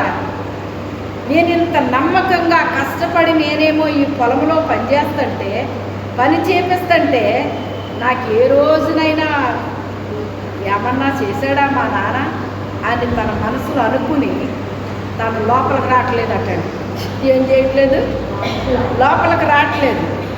లోపలికి రాకపోతే అప్పుడు ఈ దాసులు ఏం చేశారంటే, అయ్యగారు మన పెదబాబు గారు వచ్చారండి అంటే, ఏడు ఎక్కడున్నాడు వాడు అంటున్నాడు తండ్రి. వాళ్ళు అంటారు కదా, వచ్చారు అయ్యగారు కానీ లోపలికి రావట్లేదు అయ్యగారు. ఆయన ఎందుకు రావట్లేదురా? పిలవండి వాడిని లోపలికి రమ్మన్నాడు. పిలిచాం అయ్యగారు, రానంటున్నారు అయ్యగారు. ఎందుకు రానంటున్నాడు రా? ఏమో తెలియదు అయ్యగారు, నేను రాను లోపలికి అంటున్నారండి. చాలా కోపంగా ఉన్నారండి పెద్దబాబు గారు, చాలా కోపంగా ఉన్నారండి. అవునా? అని తండ్రి బయటికి వెళ్ళాడు. బయటికి వెళ్ళి, రానాయన, తప్పిపోయిన నీ తమ్ముడు తిరిగి వచ్చాడు, చచ్చిపోయాడు అనుకున్నవాడు తిరిగి బ్రతికాడు, బుద్ధిపోయింది అనుకున్నాము, బుద్ధి వచ్చి తిరిగి వచ్చాడు, రా అన్నాడు. ఎంత పట్టుకొచ్చాడు ఏంటాడు అన్నాడు. ఏమన్నాడు? ఆస్తి అంతా పట్టుకెళ్ళిపోయాడు కదా, ఎంత పట్టుకొచ్చాడు అన్నాడు ఆయన.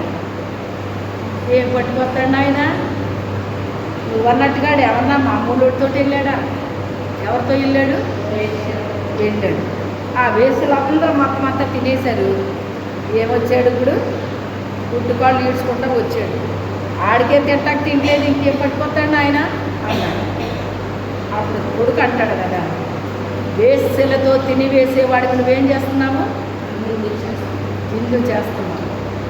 నేను ఎంతో నమ్మకంగా నీ పొలంలో పనిచేస్తున్నాను. నేను ఇన్ని సంవత్సరాల నుంచి నీ పొలంలో నమ్మకంగా పనిచేస్తే ఏ రోజునైనా ఒక్క మేక పిల్లను కోసుకుని నీ స్నేహితులతో సంతోషించరా అని ఒక్క మేక పిల్లని నాకు ఇచ్చావా అన్నాడు. అప్పుడు తండ్రి అంటాడు కదా, అదేంటి నాయన అలా అంటావు? నాదంతా నీదే కదా. ఏమంటున్నాడు? నాకున్నదంతా కూడా నీదే కదరా, నీకు మేక పిల్ల ఎందుకురా బాబు, నాకున్నదంతా కూడా నీదే. గమనించండి, దేవుని దగ్గర నమ్మకముగా పనిచేసే వాళ్ళకి ఆయన ఏం చేస్తాడట? మెండైన దీవులు కుమ్మరిస్తాడట. ఏం చేస్తాడు? మెండైన దీవులు కుమ్మరిస్తాడట. ఇప్పుడు నాదంతా నీదే అంటున్నాడు. నీ తమ్ముడికి ఆస్తి ఇస్తానని చెప్పాడు. అక్కడ చెప్పాడండి. వ్యభిచారులతో సాంగత్యము చేయువానికి రొట్టె తొనక మాత్రమే మిగులుతుంది అన్నాడు ఆయన. ఆయన ఆస్తిని పాడు చేస్తాడో అని రాశాడు. 2 చోట్ల రాయబడిందండి. సామెతల్లో 2 చోట్ల రాయబడిందండి. వ్యాపారం చేసి ఏమైనా లాభం వచ్చిందా అతనికి? తినడానికి తిండి లేకుండా, ఉండడానికి ఇల్లు లేకుండా, కట్టుకోవడానికి వస్త్రాలు లేకుండా, సైతాన్ దగ్గర పనికి కుదిరి ఇవన్నీ చేసుకుని కడుపు మార్చుకుని వచ్చాడండి. ఆయన తన కొడుకుని చూసి, సరే గుర్తొచ్చింది కదా వీడికి, ఇక మళ్ళీ ఎప్పుడు వీడు నన్ను విడిచిపెట్టి ఇంకెక్కడికి వెళ్ళాలి వీడు అని మరి ఒక విందు చేస్తున్నాడు అన్నమాట. వాడికి మిగిలింది విందు తప్ప ఆస్తి లేదురా. ఆస్తి అంతా నీదే. ఎవరిదే? ఆస్తి అంతా నీదే.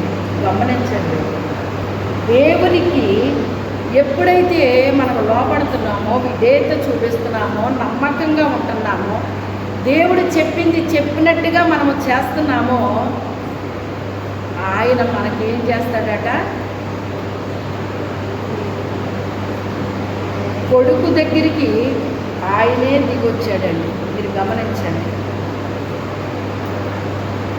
చిన్న పిల్లలు ఉంటారు మన ఇంట్లో, చిన్ని పిల్లలు, ఆడికి కనీసం మాట్లాడటం కూడా రాదు. ఆడు కోపకెళ్తాడండి. ఏం చేస్తాడు? ఏదో ఇల్లంతా ఆడే నడిపేస్తున్నట్టు కోపకెళ్తాడు అనమాట. నేను రాను ఇంట్లో అంటాడు. నేను తిన్న భోజనం అంటాడు. ఇప్పుడు ఆడు తినకపోతే ఎవరికి నష్టం? నేను తిన్నాను అంటాడు. అప్పుడు తండ్రి ఏం చేస్తాడండి? ఆ తండ్రి ఒక ధనవంతుడు అయ్యి ఉండొచ్చు, ఒక కలెక్టర్ అయ్యి ఉండొచ్చు, ఒక ముఖ్యమంత్రి అయ్యి ఉండొచ్చు, ఒక ప్రధానమంత్రి అయ్యి ఉండొచ్చు. ఏం చేస్తాడో? అలాగే నాన్న, నువ్వేం చెప్తే అదే చేస్తానే, ఏం చేయమంటావు నాన్న అంటాడు. ఇలా చేతులు కట్టుకుని. ఎందుకని? ఇప్పుడు ఆ హోదా చూపిస్తాడా కొడుకు దగ్గర? అతను నేనేంటి, నా హోదా ఏంటని చూపిస్తాడు అక్కడ. ఆ చిన్ని బిడ్డ దగ్గర అతను ఏం చేస్తున్నాడు? చేతులు కట్టుకుని, నువ్వేం చెప్తావు అదే చేస్తాను నాన్న, ఏం చేయమంటావు చెప్పు అంటాడండి. అవునంటారా కాదంటారా? అలా వచ్చాడు ఇప్పుడు ఆయన. మనము దేవునికి ఇష్టకరమైన జీవితాన్ని మనము జీవిస్తే దేవునికి నమ్మకంగా మనం బ్రతికితే, దేవుడు చెప్పింది చెప్పినట్టుగా మనము చేస్తే, దేవునికి మనము లోబడితే, విధేయత చూపిస్తే ఆయన మన దగ్గరికి వస్తాడు. ఆయన మన దగ్గరికి వచ్చి మనల్ని ఏం చేస్తాడట? బ్రతిమలాడతాడటండి. ఏం చేస్తాడు ఆయన? బ్రతిమలాడతాడటండి. ఎందుకని? ఒక దాసుడి దగ్గరికి వెళ్ళి బతిమాలతాడు ఆయన, ఒక వర్కర్ దగ్గరికి వెళ్ళి బతిమాలతాడు ఆయన, ఎవరెవరో దగ్గరికి వెళ్ళి బతిమాలతాడు ఆయన. అయ్యా ఆ దాసుడు రానంటున్నాడు అయ్యా అని చెప్పారనుకోండి, ఎందుకు రానంటున్నాడు రా? ఆయన వస్తాడా? బయటకు వస్తాడు ఆయన? నేను రమ్మంటానని చెప్పండి, ఏమంటాడు ఆయన? రానంటున్నాడు అయ్యారు, అటు రాడటండి అని వచ్చి చెప్పారనుకోండి, రాకపోతే పొమ్మని రా అంటాడా? అంట. కొడుక్కి ఇచ్చిన వాల్యూ దాసుడికి ఇస్తాడా అండి? ఎవరి వాల్యూ వాళ్ళదే. ఎవరి వాల్యూ? ఇప్పుడు తప్పిపోయాడు కొడుకు, వాడిని వెతకటానికి వెళ్ళాడా ఆయన? వెళ్ళాడా? వాడే వెతుక్కుంటూ వచ్చాడు తండ్రిని. అవునా కాదా? వెతుక్కుంటా వచ్చాడు. తప్పు చేశానని ఒప్పుకున్నాడు. అక్కడ తప్పు నాదని ఒప్పుకున్నాడు. తన తప్పులు కప్పుకొనక ఒప్పుకొని విడిచిపెట్టేవాడు దేవుని యొక్క కనికరము పొందుకుంటాడట. ఇప్పుడు తండ్రి కనికరం మాత్రం మీదకే రావడానికి గల కారణం ఏంటి? వాడు అక్కడే ఉండి నేను తప్పు చేశాను అనుకుంటే ఆయన కనికరం వాడి మీదకి వెళ్ళి ఆడేమన్నా తీసుకురండి రాండి అని చెప్పేసి ఏమన్నా పంపుతాడా? ఆయన ఏమన్నా పంపుతాడా? ఏమన్నా పంపించడు. బుద్ధి వచ్చినోడు ఏం చేయాలి? నాకు బుద్ధి వచ్చింది నాయన అని చెప్పేసి క్షమాపణ అడగాలి. అతను మనస్ఫూర్తిగా క్షమాపణ అడిగాడా, లేకపోతే నోటి మాటలతో క్షమాపణ అడిగాడా? మనస్ఫూర్తిగా క్షమాపణ చెప్పుకున్నాడు. నాది తప్పు, ఆ రోజు నువ్వు చెప్పావు, నువ్వు వాళ్ళతో సాంగత్యం చెయ్యొద్దు, వాళ్ళతో నువ్వు వ్యాపారం చెయ్యొద్దు అని నువ్వు చెప్పావు. చెప్పినా నీ మాట నేను వినలేదు. ఇంత నష్టానికి నేను గురవడానికి కారణం ఆ రోజు నీ మాట వినకుండా నేనేం చేశాను? బయలు వెళ్ళిపోయాను. అందుకే ఈ నష్టాన్ని, అదంతా మనకు రాయరండి ఇందులో. అందుకే ఇంత నష్టాన్ని నేను పొందుకున్నాను. నష్టం అనేటువంటిది 1 రోజుల్లో 2 రోజుల్లో తెలిసిపోదండి మనకి. 1-2 రోజుల్లో, 1 నెలలో తెలిసిపోద్దండి నష్టం అంటే ఏంటో. కొన్ని రోజులు జరగాలి, కొన్ని నెలలు జరగాలి, లేక కొన్ని సంవత్సరాలు జరగాలి. అప్పుడు దాని పర్యవసానం తెలుస్తుందండి. వెంటనే తెలిసిపోదు ఎప్పుడు. అతను తండ్రి దగ్గరికి వచ్చాడా? తండ్రి అతని దగ్గరికి వెళ్ళాడా?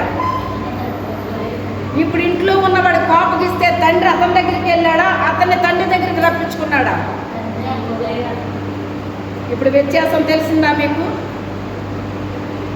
మనం ఆయనకి నమ్మకంగా ఉంటే, ఆయన చెప్పింది చెప్పినట్టుగా చేస్తే, ఆయన వెళ్ళమంటే వెళ్ళాలి, వద్దంటే మానేయాలి.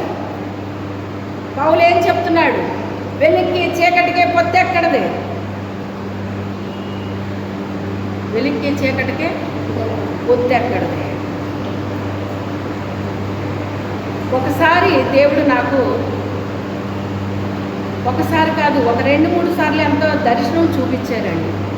చూపించినప్పుడు అది నాకు సంబంధించిన కాదు అని దేవుడు బయలుపరుస్తున్నాడు నాకు. అది నాకు సంబంధించింది కాదు, అది దుష్టునికి సంబంధించింది అని చెప్పాడు ఆయన. అది నేను ఆ వ్యక్తులకి చెప్పాను. చెప్పినా వాళ్ళు వినలేదండి. లాస్ట్కి ఫైనల్గా నాకేం చెప్పారు అంటే, ఆయన ఆ వ్యక్తి ఏయో కొన్ని కట్టించాడు అన్నమాట అండి. ఒక 2-3 బాత్రూములు లాంటివి కట్టించాడండి. కట్టిస్తే వాళ్ళకి ఏమనిపిస్తుందండి? చూసి వాళ్ళకి, అమ్మో నూతనమైన కార్యక్రమాలు చేసేస్తున్నాడు, నూతనమైన చేసేస్తున్నాడు, నూతనమైనవి జరిగిపోతున్నాయి అనిపిస్తుందా? అనిపించదా? కానీ అక్కడ వాక్యము లేదు, అక్కడ పరిశుద్ధాత్మ లేదు, అక్కడ ఏమీ లేదు అన్నాడు ఆయన. ఏముండాలండి? దేవునికి సంబంధించిన దాంట్లో ఏముంటుంది? వాక్యం ఉంటుంది. వాక్యము అంటే మీకు చెప్పాను, జీవము కలిగిన వాక్యం వేరు, జీవము లేని వాక్యం వేరు. ఇరుకు మార్గం వేరు, విశాల మార్గం వేరు. అక్కడ ఒక పాప క్షమాపణ గురించి ఉండదు, క్రీస్తు రక్తము గురించి ఉండదు, ఏమీ ఉండదండి. అక్కడ ఎంతసేపు ఏం కావాలి? అక్కడ ఆశీర్వాదాలు. నీతిమంతుల తల మీదకి ఏమొస్తాయని చెప్పాడు ఆయన? ఆశీర్వాదాలు వస్తాయి అన్నాడు. నమ్మకమైన వానికి దీవెనలు మెండుగా కుమ్మరిస్తానన్నాడు ఆయన. అక్కడ ఆశీర్వాద ప్రార్థనలు తప్ప, స్వస్థత ప్రార్థనలు తప్ప, వేరే ప్రార్థనలు తప్ప, క్రీస్తు రక్తము కొరకు కానీ, ఒక పాప క్షమాపణ కానీ, ఒక పరిశుద్ధాత్మకి సంబంధించినది కానీ, దేవునికి సంబంధించింది ఏదీ లేదని ఫైనల్గా దేవుడు నాకు చూపించారండి. అది ఒక్కటే కాదు, అలాంటివి చాలా స్టార్ట్ అయ్యాయి అంటండి లోకంలో. ఇది స్టార్ట్ చేసింది ఎవరు స్టార్ట్ చేశారు? అది దేవుడా, దుష్టుడా? ఆ రీతిగా చాలా స్టార్ట్ అయిపోయినాయి అంట. ఇలాగా కొత్తగా ఒకటి స్టార్ట్ చేసామండి మేము అంటున్నారు ఒకళ్ళు. ఏం చేస్తున్నారు అందులోని? వాళ్ళు రాకముందే దేవుడు నాకు బయలుపరిచారు ఆ విషయాన్ని. అదేంటో ప్రార్థన అంటే ఒక సెల్ అన్నమాట అండి. ఆ సెల్ ఏంటో వింతగా ఉంది. ఆ సెల్ ఇదేంటి, ఈ సెల్ ఏంటి ఇలా ఉంది అంటే, ఇది ఈ మధ్య కొనుక్కున్నాను అనమాట అన్నారు. ఈ సెల్ ఏంటి ఈ మధ్య కొనుక్కోవడం ఏంటి, ఏంటిది అని చెప్పేసి ప్రభు ఎందుకు చూపించారా ఇలాగా అని నేను ఆలోచించుకుంటున్నాను. ప్రభు ఏదైనా నాకు చూపించినప్పుడు దాని గురించి నేను ఆలోచించినప్పుడు నాకు వచ్చేసింది, ఆన్సర్ వచ్చేసింది. ఆయన చూపించారు అంటే ఆన్సర్ కూడా వచ్చేస్తుంది అక్కడ.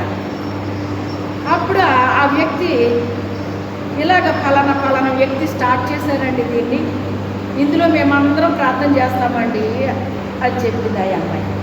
చెప్తే అలాగా దేని గురించి చేస్తున్నారమ్మా అన్నాను. అంటే ఎవరికి ఏ అవసరం ఉంటే ఆ అవసరాల కోసం చేస్తామండి అందరం అని. అవునా? ఇంటి వేటి కొరకు చేస్తారమ్మా? అంతేనండి. ఇంకేం చేస్తారట?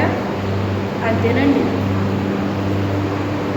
సాతానుడు ఎంత బాగా తిప్పాడో చూసారా? దేవుడు ఎంత మన కోసం ఆయన పరలోకం అనే మహదైశ్వర్యాన్ని విడిచిపెట్టి, తండ్రితో విడిచిపెట్టకూడదని భాగ్యంగా ఎంచుకోకుండా మన కోసం ఆయన భూమి మీదకి దిగి వచ్చి, పరిశుద్ధుడైన దేవుడు కుమారుడు ఆయన పాపం అనే లోకములోకి దిగి వచ్చి ప్రాణత్యాగం చేసి మన కొరకు నిందలు, అవమానాలు, ఎగతాళీలు ఇవన్నీ అనుభవించి పాపులైన మనుషుల చేత ఆయన కొట్టబడి, సిలువ వేయబడి, అపహాస్యము చేయబడి, ఎగతాళీలు చేయబడి తన ప్రాణాన్ని అర్పిస్తే, ఇందులో ఒక్క దాని కొరకైనా ప్రార్థన చేయండి అని సాతానుడు ఎవరికైనా ప్రేరేపణ ఇస్తాడండి? మరి ఎవరిస్తున్నారు ఈ ప్రేరేపణ అనుకోవాలి? ఇప్పుడు దేవుని ఆత్మ ఏ ప్రేరేపణ ఇస్తుంది మనకి? ఏమిస్తుంది మనకి? ఎంతమంది చేస్తున్నారు ఆత్మల రక్షణ కొరకు ప్రార్థన? ఎంతమంది చేస్తున్నారు? ఎంతమందికి ఉంది భారం? మీరు ఎక్కడంటే చూడండి, చాలా స్టార్ట్ అయిపోయినాయండి లోకంలోని. ఏంటి ప్రార్థనలు అంటే అవసరాలు. మా అమ్మాయి ఉద్యోగం కోసం చేయండి, మా అబ్బాయి ఉద్యోగం కోసం చేయండి, ఆ? మా అబ్బాయి అమెరికా వెళ్ళిపోవాలనుకుంటున్నాను, మా అమ్మాయి ఆస్ట్రేలియా వెళ్ళిపోవాలనుకుంటున్నాను. సాతానుడు తిప్పాడు ఇప్పుడు మనుషుల్ని అవసరాల వైపు తిప్పాడు. పూర్వకాలము ఒక వ్యక్తి రక్షించబడితే అనేక మంది రక్షణ కొరకు వాళ్ళు ఏం చేసేవారు? ప్రయాసపడి ప్రార్థనలు చేస్తుంటే కన్నీరు మున్నీరు అయిపోతుంటే వాళ్ళని వెలివేసేసేవారండి. ఏంటి దేవుడేంటి, ఈ లోకమేంటి, ఈ దేవుడు మనకు సంబంధించినోడు కాదు, అలాగా ఎలాగని ఎన్నో రకాలుగా వాళ్ళ హింసలు పొందేశారండి. అయినా వాళ్ళ పట్టు వదలక కుటుంబాలను రక్షణలోకి తీసుకొచ్చేసారు ఆ రోజున. అదండి రక్షించబడిన వ్యక్తికి ఉండాల్సిన భారం, అదండి ఉండాల్సింది. కానీ సాతానుడు ఏం భారం పెట్టాడు ఇప్పుడు మనుషులకి? ఏం భారం పెట్టాడు ఇప్పుడు మనుషులకి? అర్థమవుతుందా? తన కుయుక్తి చేత మనసులు చెరిపేస్తున్నాడండి. ఏం చేస్తున్నాడు? మనసులు చెరిపేస్తున్నాడు. మనుషులు చెడిపోవట్లేదట, మనసులు చెడిపోతున్నాయంట. ఒక ఇల్లు కట్టేసుకుంటే చాలండి బాబు, మేము ఓ 2-3 ఎకరాల పొలం కొనేసుకుంటే చాలండి, ఓ 10 లక్షలు బ్యాంక్ బ్యాలెన్స్ ఉంటే బాగుండండి, మా పిల్లోడు ఈ రకంగా చదివితే బాగుండండి.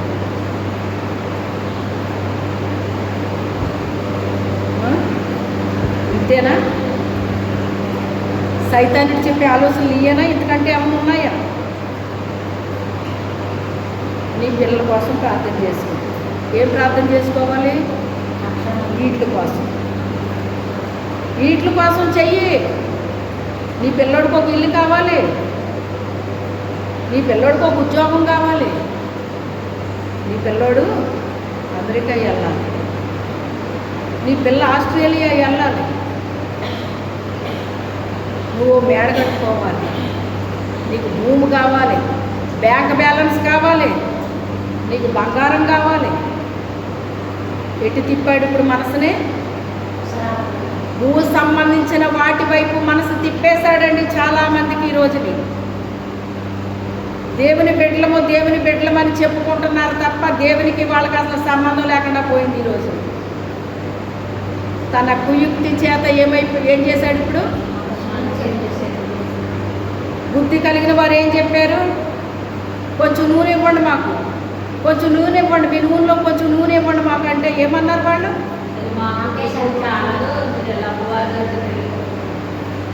బుద్ధి కలిగిన వారు పరుగులెట్టారు. అప్పుడు ఎవరు పరుగులెట్టారు మరి ఇప్పుడు పరుగులెట్టి వాళ్ళు ఎవరు అనుకోవాలి? మనం అటు ఇటు పరుగులెట్టే వాళ్ళని ఏమనుకోవాలి ఇప్పుడు మనం? వాళ్ళు తిరిగి వచ్చేటప్పటికి ఆయన ఉన్నాడా? సిద్ధపడి ఉన్న వాళ్ళని ఆయన తీసుకుని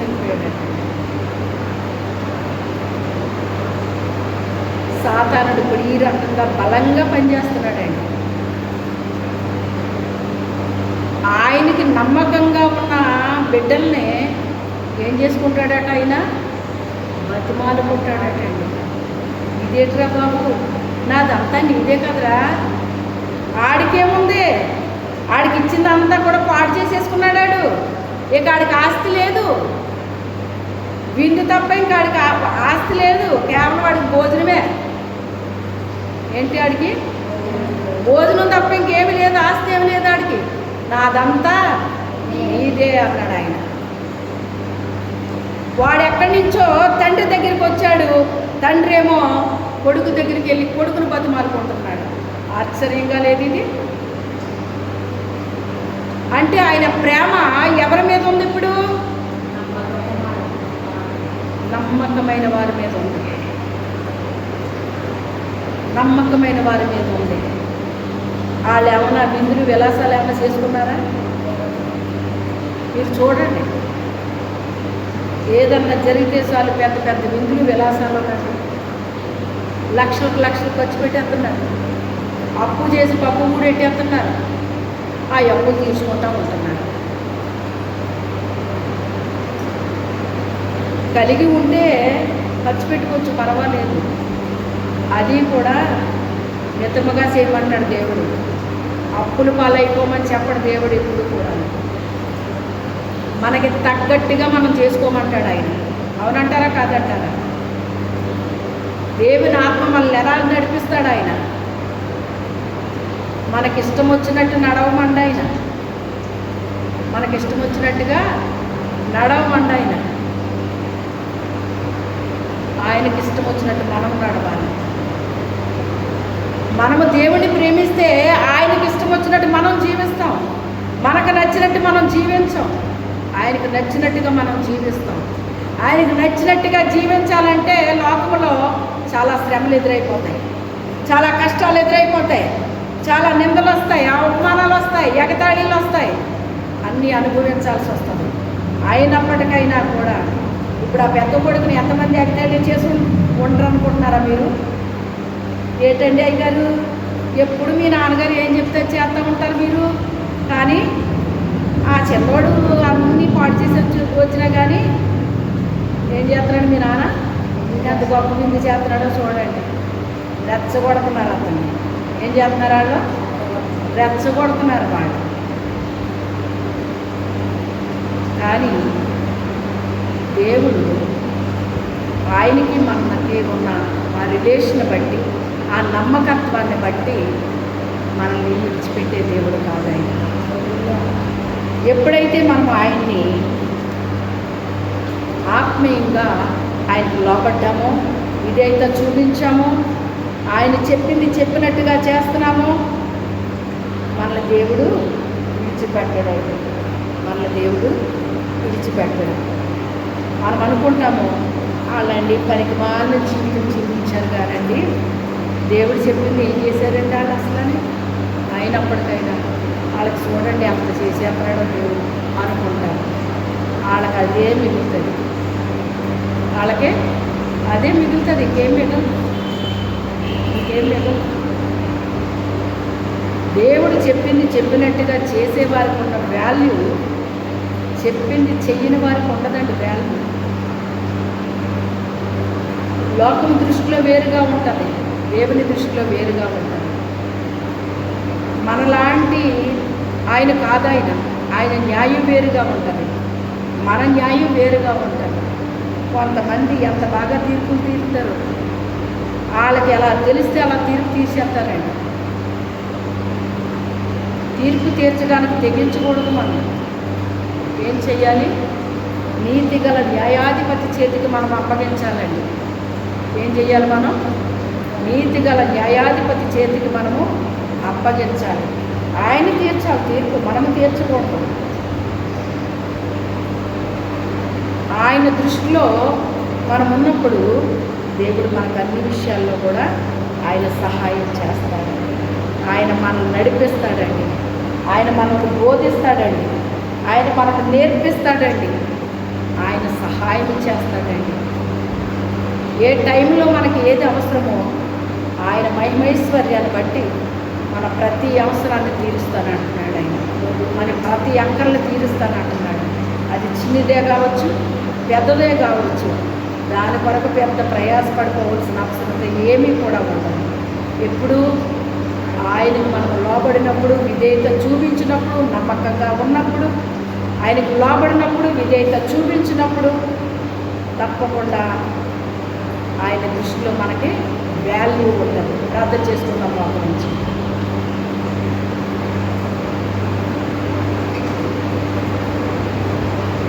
తండ్రి, మీ వందనాలు స్తోత్రాలు చెల్లించుకుంటున్నాను రాజా. రక్షక, మీ వందనాలు స్తోత్రాలు తండ్రి. యేసయ్య నా దేవ నా తండ్రి, మీకే స్తోత్రాలు తండ్రి. వందనాల ప్రభువా, వందనాలు తండ్రి. ఆత్మ ప్రభువారు మీకు వందనాలు స్తోత్రాలు చెల్లించుకుంటున్నాం. ఈ యొక్క సాయం సమయంలో ప్రభువా, ఈ దివ్య వాక్యము ద్వారా మాతో అందరితో మీరు మాట్లాడారు ప్రభువా. ఇది విన్న వారందరిలో కూడా నీ కార్యాన్ని జరిగించు నాయన ప్రభువా. ప్రతి ఒక్క బిడ్డ కూడా ప్రభువా నాయన మొదటి కుమారుడు వలె ప్రభువా మీకు లోబడి విధేయత చూపిస్తూ నమ్మకంగా ఉంటూ ప్రభువా నిన్ను విడిచిపెట్టకుండా తండ్రి నాయన నీకు లోబడి ఉండే కృపని నాయన మేమందరము కలిగి ఉండడానికి సహాయం చేయండి. నీ కృప కనికరాలు నిత్యము నాయన ప్రభువా మేము పొందుకోవడానికి సహాయం చేయండి. నీ కనికరాలు పొందుకునే బిడలుగా ఉండడానికి సహాయం చేయండి. అయ్యా నా తండ్రి, తప్పిపోయిన కుమారుడు వలె జీవిస్తున్న ప్రతి ఒక్కరిని కూడా మీరు దర్శించండి ప్రభువా. ప్రతి ఒక్కరూ తిరిగి నీ యొద్దకు రావడానికి సహాయం చేయండి.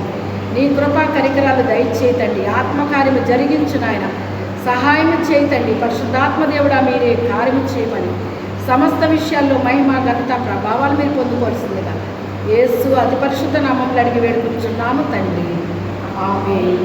యేసు రక్తమే జయము, యేసు నామమే జయం. ప్రవేశ రక్తం సంపూర్ణ విజయం. అపవాది క్రియలకు అందరికీ నాశనం, ప్రవేశనామని ఘన విజయం కలుగును గాక. ఆమేన్. తండ్రి అయిన దేవుని యొక్క ప్రేమయు, కుమారుడని యేసు క్రీస్తు ప్రభు వారి యొక్క మహాకృపయు, పరిశుద్ధాత్మ తండ్రి యొక్క అన్యోన్యమైన సహాయము సహవాసము ఇప్పుడు ఎల్లప్పుడూ మనకి, మన కుటుంబాలకి, మన సంఘానికి, మన గ్రామాల, జిల్లాలు, రాష్ట్రాలు, మన దేశాలకు నిత్యము తోడుగా ఉండును గాక. ఆమేన్, ఆమేన్, ఆమేన్. హల్లెలూయా, హల్లెలూయా, హల్లెలూయా.